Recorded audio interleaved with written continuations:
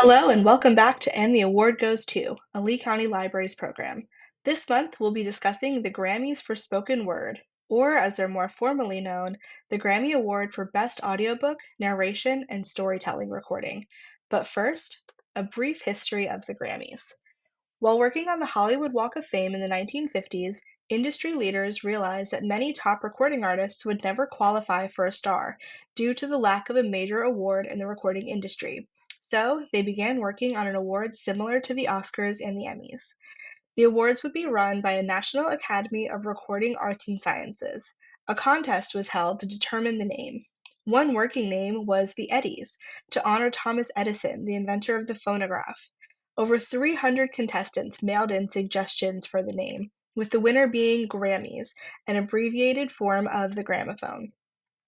The gramophone also lent its inspiration to the award itself, a gilded statue of a gramophone presented to each winner. The very first award ceremony was held simultaneously in California and New York on May 4, 1959. The spoken word category was one of the original 28 categories, then known as Best Performance, Documentary, or Spoken Word. The name has shifted many times to exclude or include certain elements like comedy or poetry, or to specify non-musical recordings. Today, it has the full name Best Audiobook, Narration, and Storytelling Recording, and is still distinct from the Poetry Award, or Best Spoken Word Poetry Album.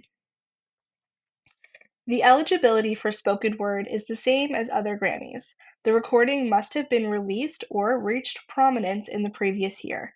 Members of the National Academy of Recording Arts and Sciences, whether an organization or an individual, are able to nominate recordings to be considered. The Academy has committees to determine if a recording has been submitted to the correct category, and then they are sent to all voting members.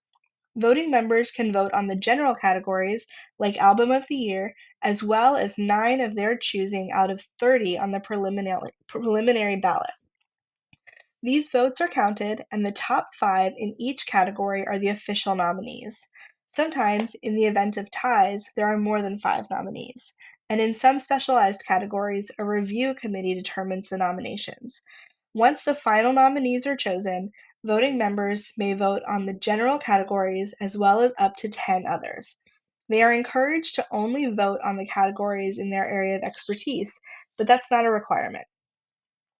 The votes are counted by an independent company, and the winners are revealed annually at the televised awards. Here are a few notable early winners.